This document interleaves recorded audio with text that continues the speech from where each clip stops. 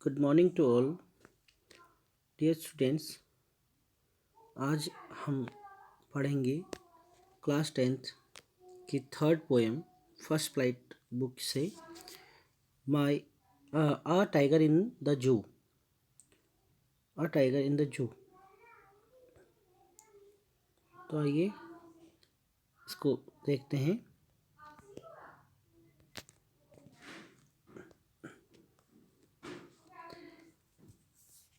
पहला स्टेंजा बेटा देखते हैं इसका बच्चों।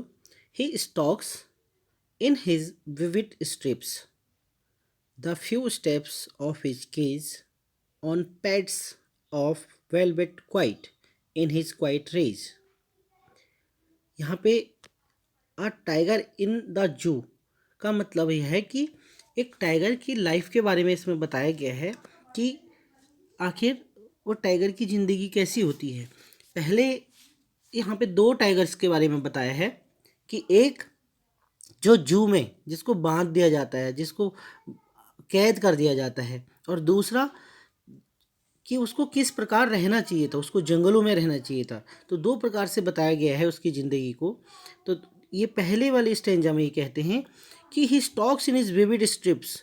वो अपने जो विविड स्ट्रिप्स हैं, धारियों वाला जो वो टाइगर होता है, ठीक है ना, विविड स्ट्रिप्स अपने धारीदार बदन को लेकर ही the few steps of his cage, उसकी जो धारीदार बदन है उसको लेते हुए वो क्या होता है, बस केवल केज के अंदर ही, पिंजरे के अंदर ही क्या करता रहता है, घूमते रहता है। On pads of velvet quiet in his quiet raise.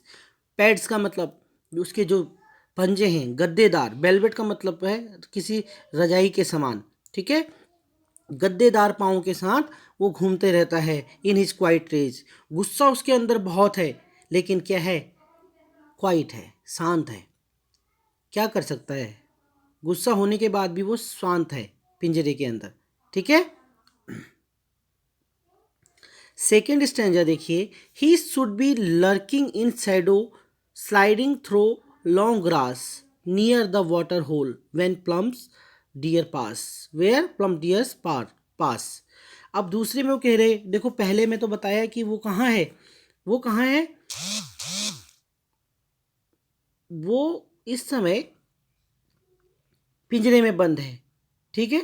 लेकिन दूसरे में बता रहे हैं कि उसको कहाँ होना चाहिए था, उसको होना चाहिए था कहाँ, ही शुड बी लर्किंग, उसको इस समय छिप छिप के जा रहा होता, वो कहाँ, शैडो, छाँव में छुप छुप के, स्लाइडिंग थ्रो द ग्रास, खिसक खिसक के, खिसक खिसक के वो जा रहा होता, नियर द वाटर होल, जहाँ पानी का बहुत स्रोत होता, और जहाँ वेयर प्लम्स डियर पास, बड़े बड़े जो हिरन हैं वो जा रहे होते, उनके पास वो दुबक के बैठा होना चाहिए था उसको, किसके लिए, ताकि वो डियर्स का क्या कर पाता, शिकार कर पाता, ठीक है ना, उसको वहाँ होना चाहिए था। He should be lurking in shadow sliding through long grass, उसको लंबी लंबी घास में छुपा होना चाहिए था, छाँव के बीच में, जहाँ पानी हो, चारों तरफ पानी हो, और बड़े बड़े हिरन जहाँ से गुजर रहे हों, ठीक है। ये बताया है दूसरी स्टेंजा में उसके बारे में। अब तीसरा देखो। He should be snarling around houses at the jungle's edge, उसको कहाँ होना चाहिए था उसको घरों के आसपास इस समय छुपा हुआ होना चाहिए था, वो घरों के आसपास उसको इस समय छुपा हुआ होना चाहिए था। और baring his white fangs, baring his white fangs his claws terrorizing the village, उसको क्या करना चाहिए था इस समय, अपने पंजे और अपनी दहाड़ से पूरे गांव वालों को इस समय डराना चाहिए था, वो डरा रहा होता। अगर वो केज में बंद नहीं होता तो वो क्या कर रहा होता, गांव वालों को उसको डराना चाहिए था इस समय ठीक है, उसको गांव के आसपास छुप जाना चाहिए था और इंतज़ार करना चाहिए था शिकार के लिए, और अपनी दहाड़ से टेरोटाइजिंग द विलेज, पूरे गांव को डराना चाहिए था, ठीक है। ये तीसरे स्टेंजर में बताया उसके बारे में। अब चौथा देखिए। But he is locked in a concrete cell, लेकिन वो क्या हो गया है, एक कॉन्क्रीट सेल में, कॉन्क्रीट का मतलब जानते हो, मतलब चारों तरफ उसकी क्या कर दी गई है, एक दीवार बना दी गई है, ठीक है ना।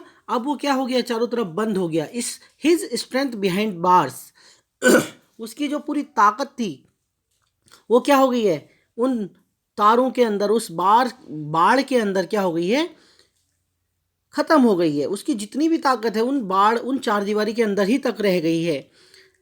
Stocking the length of his cage, ignoring visitors. अब वो क्या करता है, बस केवल अपने पिंजरे के अंदर ही घूमता रहता है चारों तरफ।